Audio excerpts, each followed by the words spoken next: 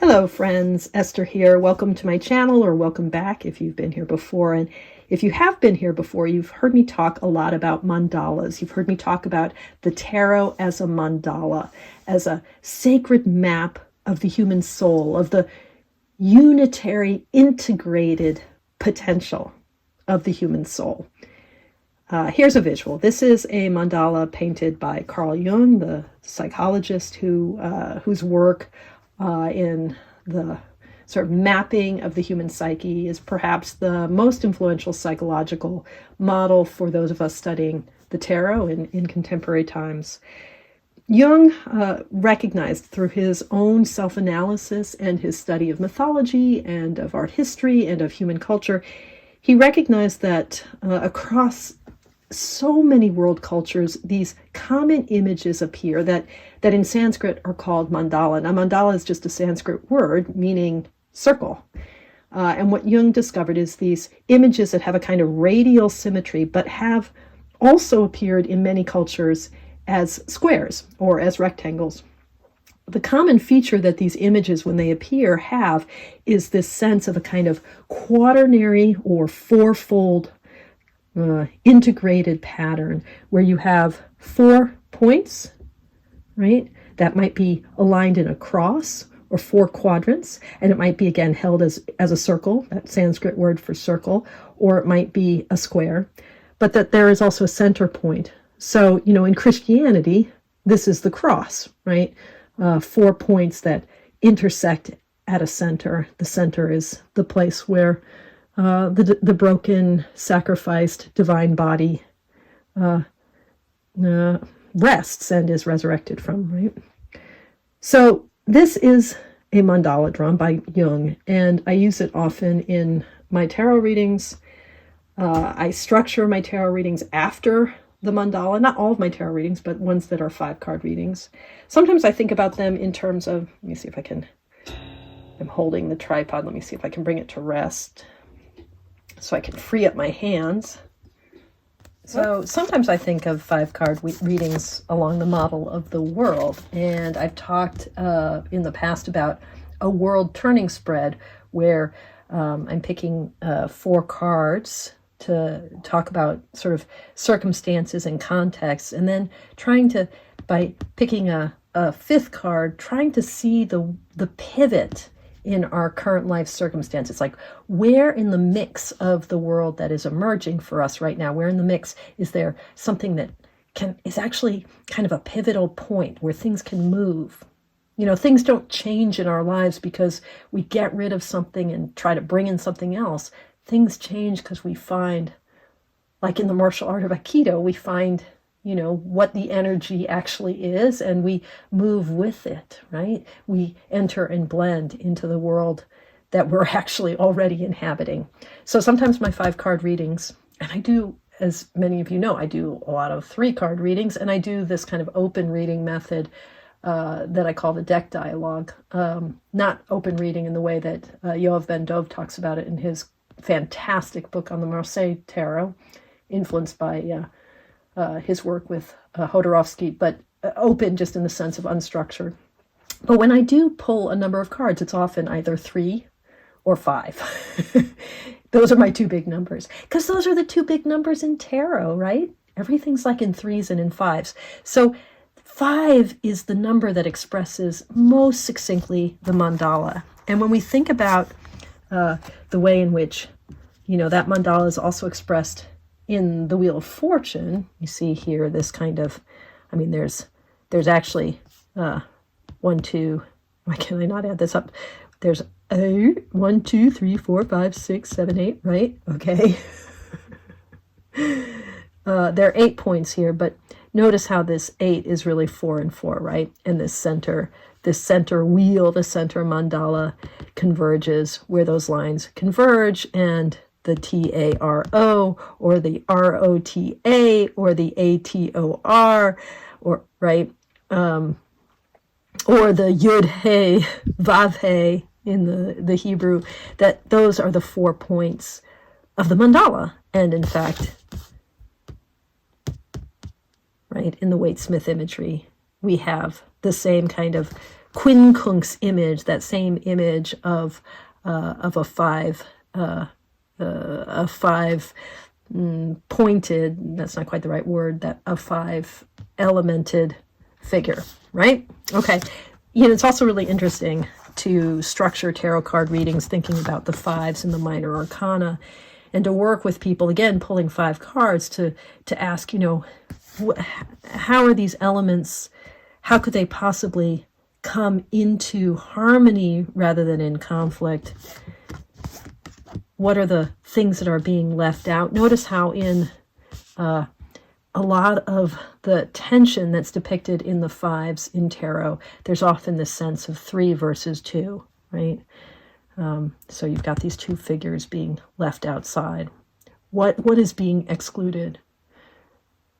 So all of these ways of working with the kind of pictorial representation in the actual cards in Pamela Coleman Smith's imagery and the Waite Smith imagery, all of these ways of working with the arrangements in those cards are recognizing this fundamental structuring that Carl Jung pointed out is an archetypal image, a 5-fold archetypal image of unity. The tarot with its 5 suits, its 4 minor arcana, and its 5th major arcana is inviting us in a mandalic-like way to think about unity. So here's a Jungian mandala as my backdrop, and now what I want to do actually has nothing to do with mandalas or 5s. So this is kind of a little bit of a hybrid video, but there you go.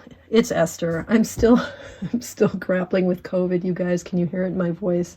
So I'm still like kind of loopy and stuck indoors and isolating. It's just me and my cards and my YouTube and my books. Wine. Actually, I'm very lucky, and I continue to feel better, although I think I continue to sound worse and worse. So here's what I wanted to do today. I'm talking about mandalas, I'm talking about archetypes, I'm teaching my archetype class in a little over a week. Details in the description box below. And it got me to want to pull out and play with my 2 decks that most directly invite me into archetypal thinking, archetypal interpreting with the tarot. Tiera May's Ritual Tarot on the one hand, and my Soul Cards Tarot based on Soul Cards 1 and 2, the 60-card oracle decks of Deborah Koff-Chapin.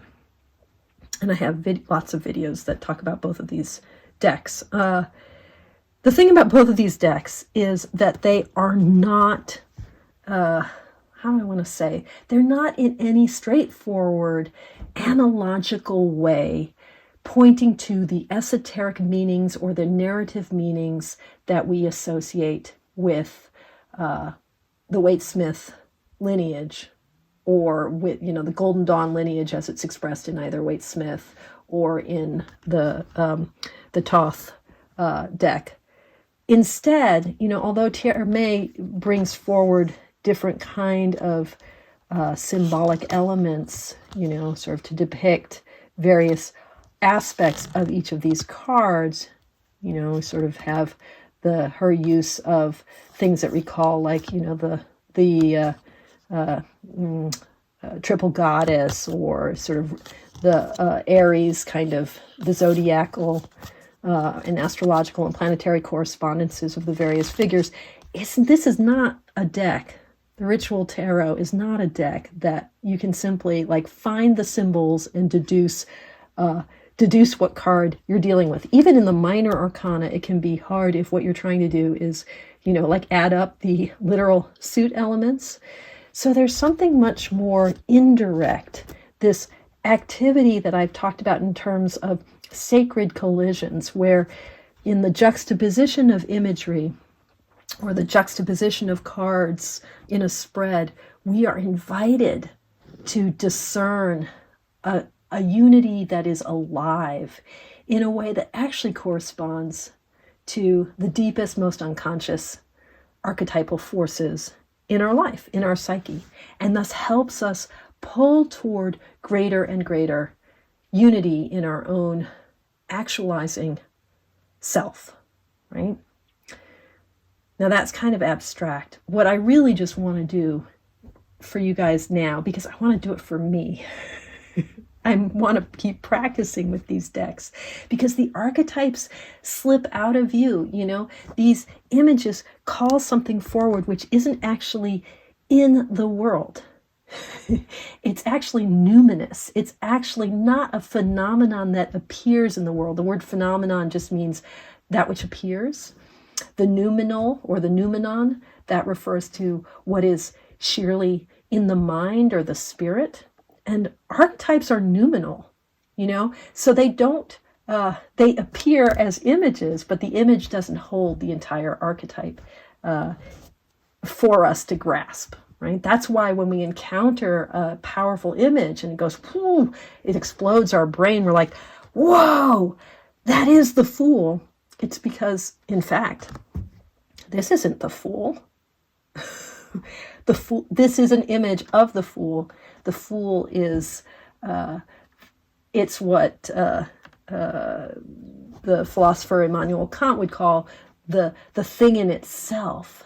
The thing as we don't know it. Not the thing as it appears in the world, but the thing that subtends, that underlies all possible appearances. Archetypes are bigger than our five senses. Archetypes are bigger than our ideas, right? That's why you need a whole bunch of archetypal images to help you get the archetype itself. Okay, I don't know if that made any sense at all, but what I wanted to do today is I want to practice my connection with these decks and my appreciation of the archetypes that they represent, the archetypal images that are brought forward here. I want to kind of practice those associations. So here we have the Fool. And I'm really actually not going to say much.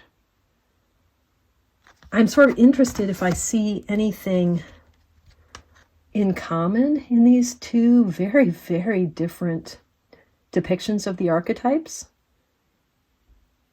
You know, here I see geometry, right?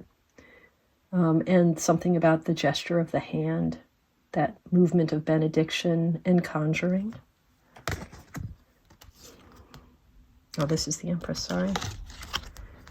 High Priestess. You know, this really calls forth Mary. This is a more ancient kind of image cluster, calling forth a kind of Egyptian.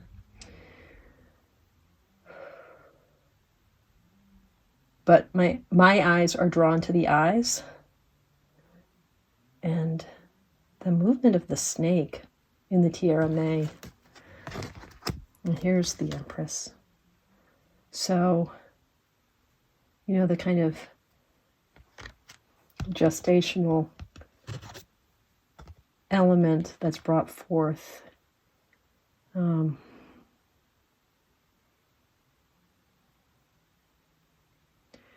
And the sense of the tilt of the head in both of these figures. I mean, this is very much a Mary figure. Mary got called forth for me more in the archetype for the High Priestess and High Priestess archetype. And the Emperor. I think I was drawn here toward a kind of ancient Greek, sort of sun god kind of feel. It's not Aries as much.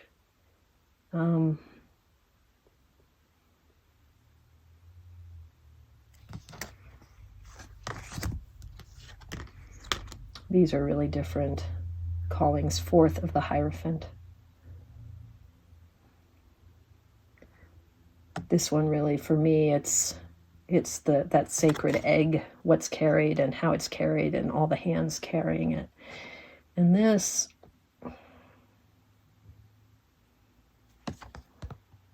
those butterflies and the third eye, the horns, this link to the Emperor. I don't know, This leaves me a little cold. I don't have a relationship with this archetypal image yet. And here's the Lovers, flesh of my flesh, and the Chariot. So the image I chose, it's funny that the color palette is really similar. And actually the shape, that kind of heart that's sort of wrapping around, almost caduceus shape, is almost vulval, actually, is repeated in both of these. But of course this, you know, Tiera May evokes the Sphinxes and Cancer. But again, you know, this is what I was saying about the archetypes. So it's not... archetypal images work. They're symbols. They don't work because we read the signs and we sort of like deduce it like a decoder ring. You know, we don't just go blick, blick, blick, blick, blick. We've got this element, this element, this element. In the class I'm teaching next week, I'll talk a little bit about this and show some examples of like a deck like the Disassembled Tarot, where, you know, we just have the symbols are laid out, the signs, I should say, to keep my terminology distinct. The signs are all laid out, and we can kind of code the meaning of the card. But that's not what an archetypal image, that's not how, if an archetypal image is powerful, it's because in a glance, like looking at the face of a beloved, something is called forth. In fact, our soul is called forth. We are drawn to this noumenal appearance. There's a numinous quality, something that exceeds, that is charged with meaning, right? So it's not because we read the esoteric symbology in the card. The card is itself a living symbol. So this is strength for me. You know, I love this, her use of Da Vinci's Woman with an Ermine. The sense of things being contained. Those are ladybugs. All the eyes that are in Tiera May's deck. This, you know, higher and lower self. Strength is a card that's about vulnerability and also about like safeguarding and holding and integrating parts of us that are challenging, are shadowy, are in the shadow. Higher and lower. The Hermit. And this Hermit is containing universes. This one on the Tiera May is containing universes in his mind. This Hermit is a holder of the flame. The archetype is a little different, but both are the old man, the bearded man, and the wheel. So Tiera May's brings up a sense of destiny and the divine, the broader turning of fate. And we have the angel here and this sense of something being plucked, of strings being plucked, of music being played. And both, of course, have the sense of circle, of roundness. Justice. This was one of these cards in the soul cards that instantly for me evoked justice, and I'm not sure why, although the wings and the sense of ma'at, maybe.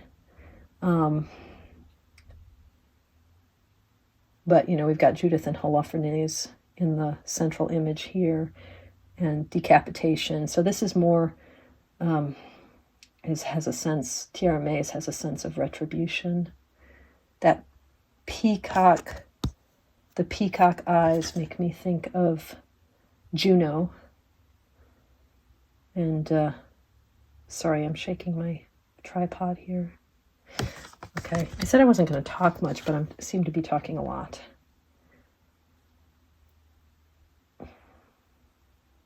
This is the Hanged Man. And death. I like how the death in this card, the hands are on the pelvis, and here the hands are pointing toward the pelvis. I like the evocation of wings, but also of cliffs and the sun rising in the back. That's kind of a direct parallel to the image on the far right of the Waite Smith, where the the sun is either rising or setting off in the distance between two towers. But I think what I'm drawn to in both cards here is the circle at the center, the concentric circles, and here is the spine, and then the pelvis. In place of pelvis, there's a skull. Temperance,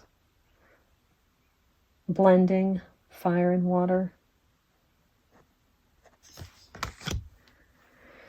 Devil.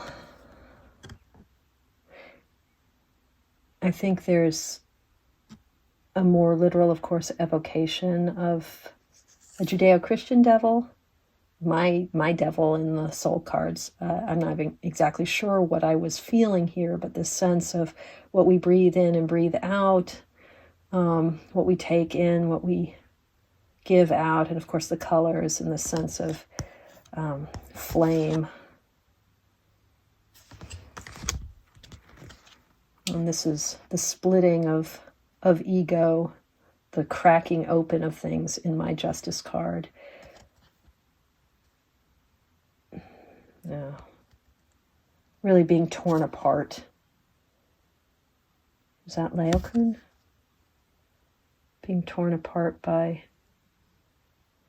So, I mean, what Jung came to his theory of archetypes as a student of mythology and art history, his work in comparative culture, which convinced him that like these patterns keep being repeated in a way, and paying attention to the fantasies and hallucinations of schizophrenic patients or of patients in his psychiatric practice who were recounting dreams and fantasies or things that he read of other patients and other fantasies, and saying, well, how could these images appear in all of these sources? There's no historical causal connection.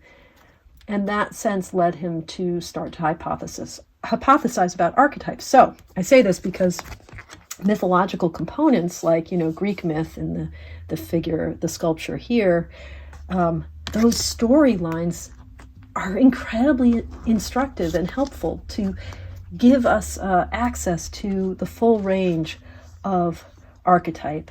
This is the star, the naked form and what it produces, the female form. And the moon, which for me, this is so much about reflection and dreaming and sleep and the unconscious. And various elements of that here. The hare and the owl.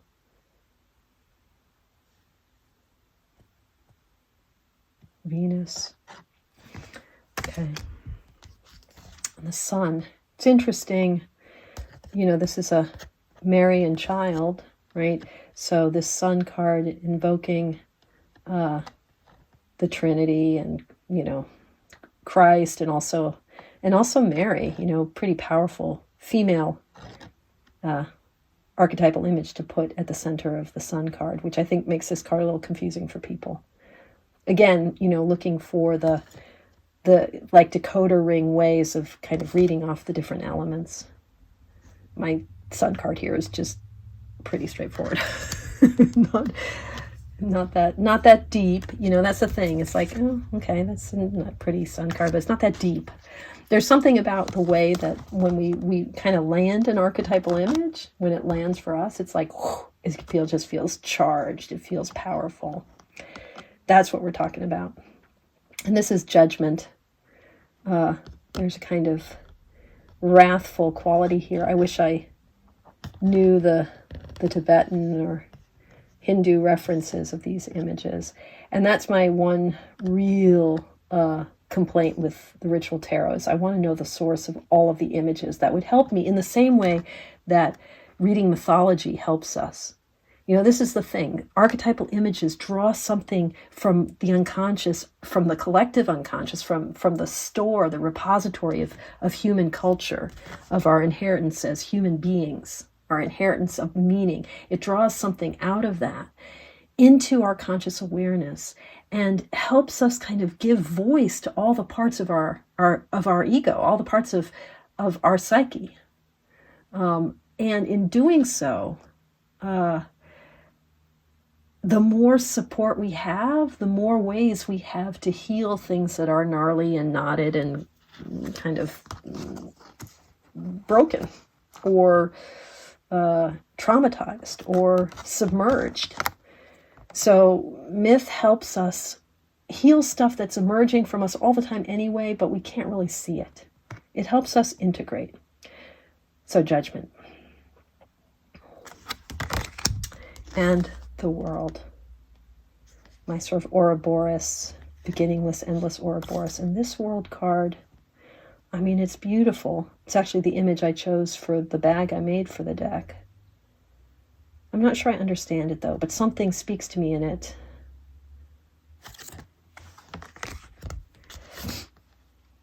Pentacles, the Ace of Pentacles. Two of Pentacles, the yin and the yang, and three, the sense of coming together. It's interesting to me that both of these images sort of have this similar shape, which feels sort of like a keyhole, but also like a human shape. Also sort of like a cathedral, echoing the Waite-Smith imagery. The Four.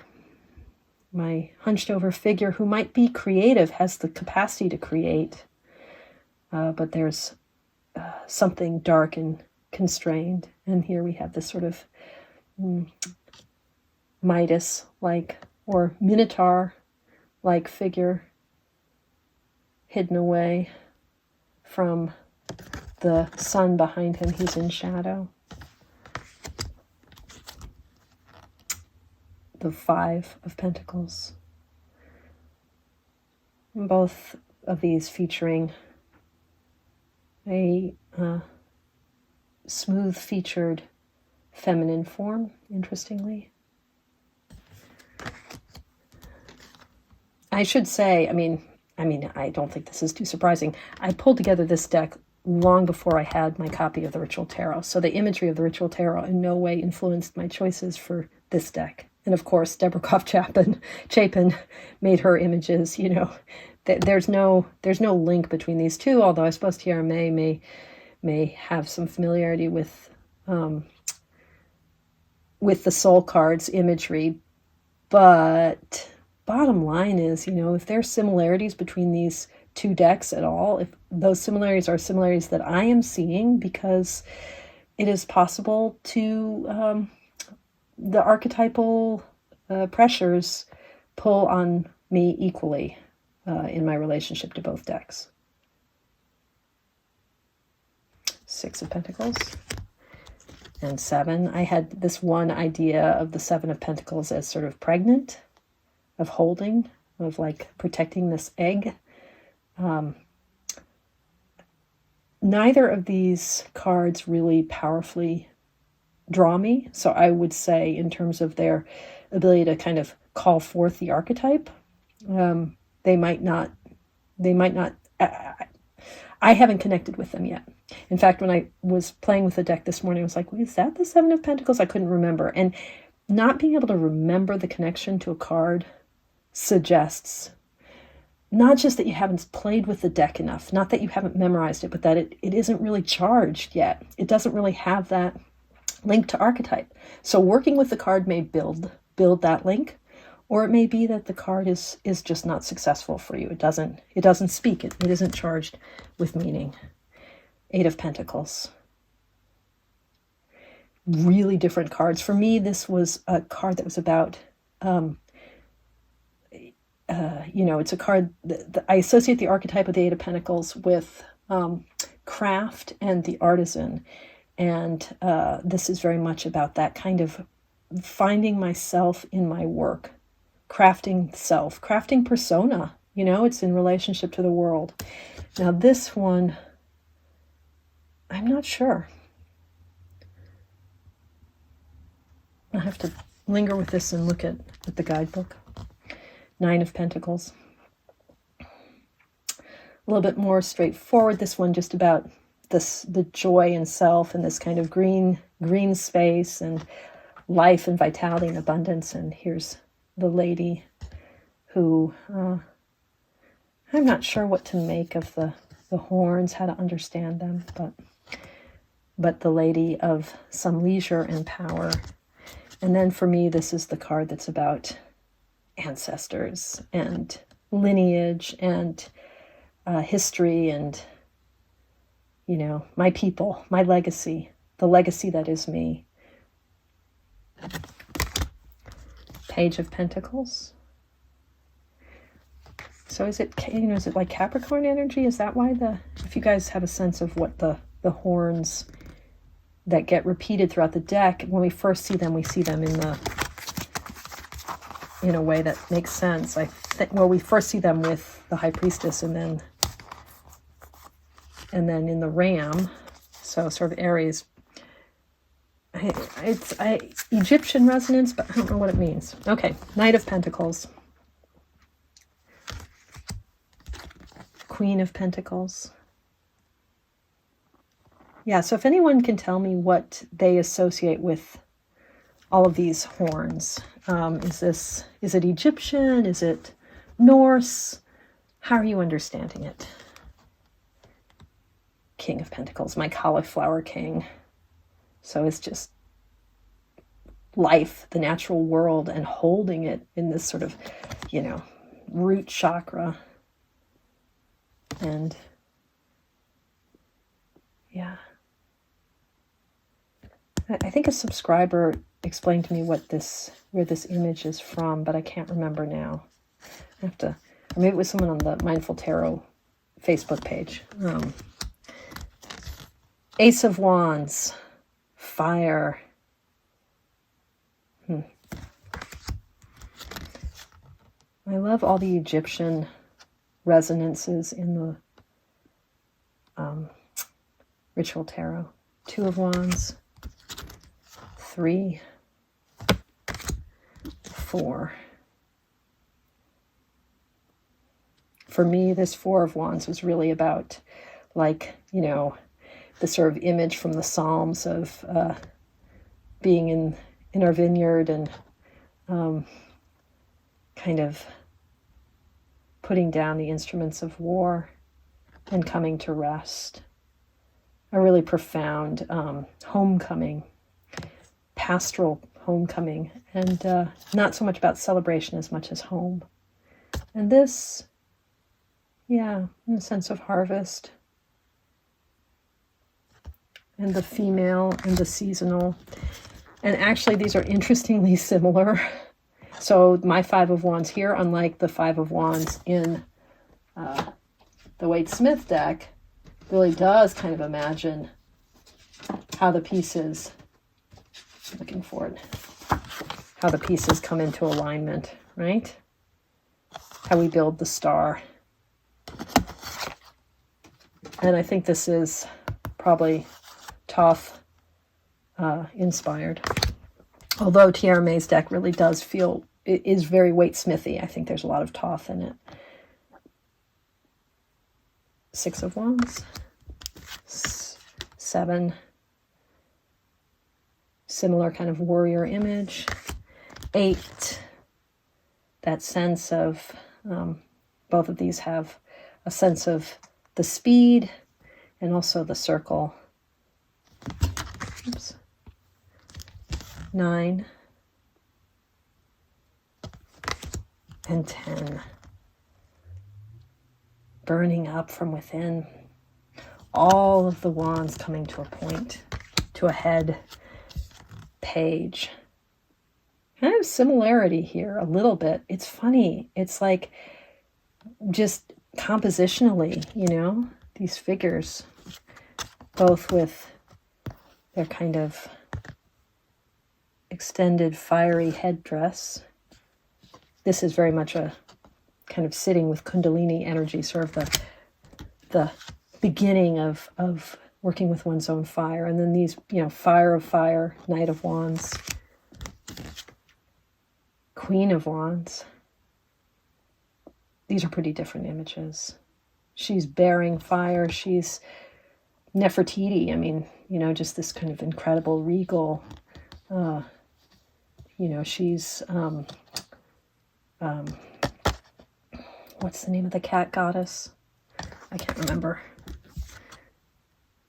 King of Wands. And now Ace of Cups.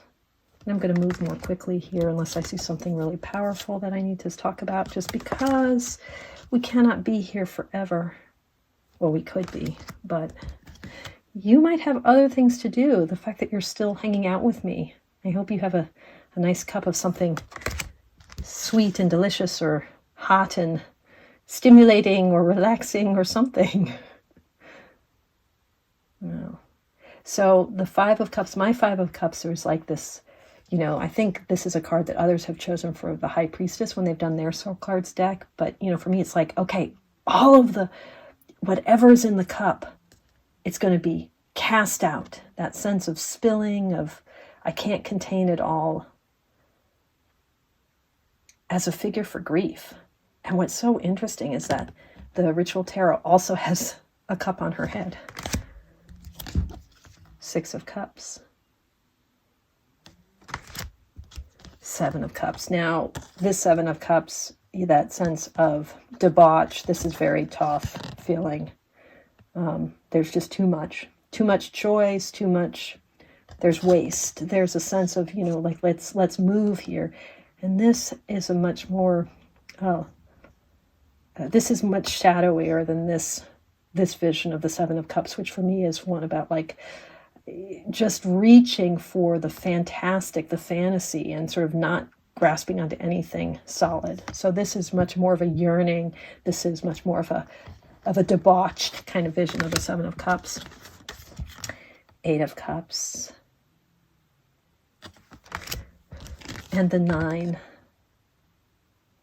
Mine is very much about fulfillment and joy of the self, finding itself in the world. It's like, this is me. I'm here. The world is beautiful. And this much more,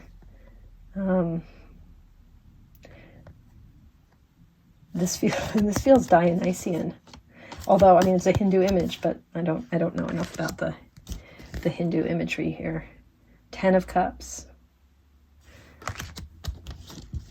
Page. I love this Page of Cups. I really love this Page of Cups. Knight of Cups. This Knight is a little bit too static. I mean, it's beautiful, but it's a little too static. This Knight speaks to me more. Not surprising, perhaps, because I picked it, but that sense of like opening the heart, right? You know, the sort of the Knight of Cups, this like the dreamer, quester, and the Queen of Cups, which for me, this is, you know, she's, the Queen of Cups is kind of releasing the anima, the soul, that ascension of our transcendent, most watery, soulful quality. And I love this Queen of Cups too, and I have a similar feel of that with the horn and the butterfly, blossom, flower. Not sure what those images are. The shells on the knee, the eyes. Beautiful. The King of Cups, which I have two versions of, because in my final edition of this deck, I included the alternates. This one is a more tighter match to Tiera May's. And now, Ace of Swords. We're rounding the home stretch here in this endless video. Two of Swords. This is the one card I just don't like in this deck, which means, you know, I mean, actually, you know, when you don't like a card, there's an opportunity, right? Because something is being activated in that dislike. It might not be interesting what's being activated, but it can be worth hanging out with. So why I don't like this card is because of it's the only image in the entire deck that is sort of feels like it's from a very modern photograph, or like a non-anthropological contemporary imagery. It feels like we're in a different lexicon here. So, for what that's worth. I'm not so thrilled with my Two of Swords either, but I wanted to get the sense of reflection and duality and kind of a stasis. This one, of course, it has a much more negative, bound quality to it. Three of Swords. The Four. This is a gorgeous Four of Swords with the angel watching over. My Four of Swords is, he's on the throne, the thinker on the throne of these roots that go all the way into the unconscious, all the way into the dark earth. And now we have, again, 2 cards. I included the alternate. This is the Five of Swords. Again, I think we're kind of Thoth-inspired here. This sort of Pippish vision of conflict and cruelty. And in my deck, I wanted to capture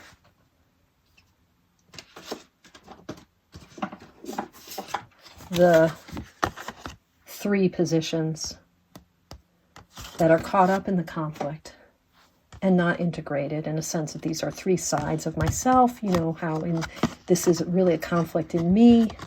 I think this version of the card calls forth that same kind of splitting of self and suffering, with the possibility of an integration on the outskirts of it. Six of Swords, sense of sea, of possibility, of what's submerged. And again, with the 7, I have 2 options here in my deck.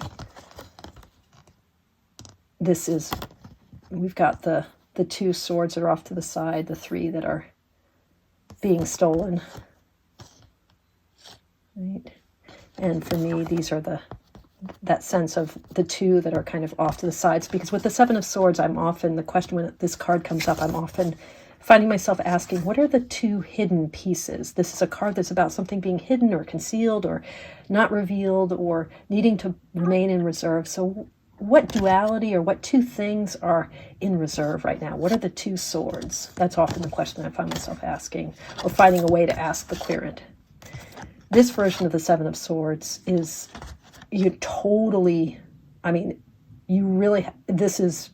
this is like an archetypal image of the 7 of Swords, which is like either it speaks or it doesn't. To me, I don't know why this speaks of the 7 of Swords, but that's something for me to play with. But it's something about what remains in sight, what is hidden, and that sense of the importance of things being seen, and a sense of there being concealment. That kind of is what's being spoken to me in these cards. Okay, 8 of Swords.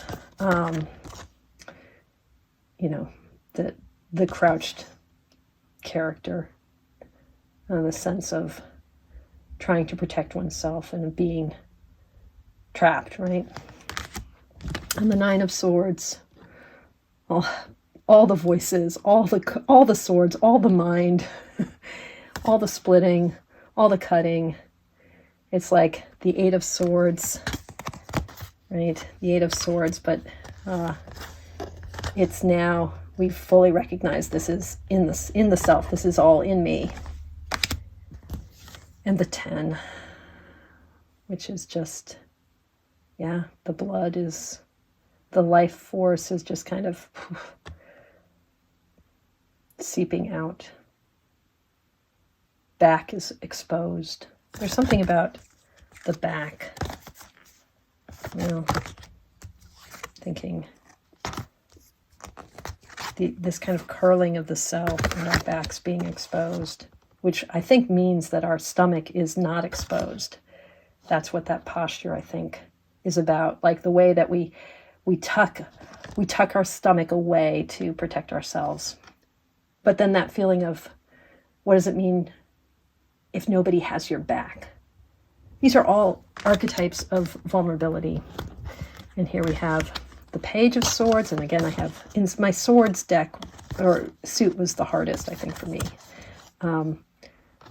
especially when I switched from the vintage soul cards. When I switched to the vintage soul cards and had to pick new cards, it became a tricky option. So here we go. Page of Swords. 2 different articulations of it in my deck. Knight of Swords. Queen of Swords. Grief. What is repressed, what is held back, what is lost. And finally, King of Swords. Total command of mind, spirit, sky god, heir of air. Okay. Whew. That was a long video. I hope it made sense. I'm not sure that it did. I'm sure you'll let me know if you have questions or if it didn't make sense. If you made it through to this point, thank you for watching. And goodness, thank you for your practice. I'm here because you're here. So it's sort of magical that way. Take good care. Stay healthy. Stay connected. Toodaloo.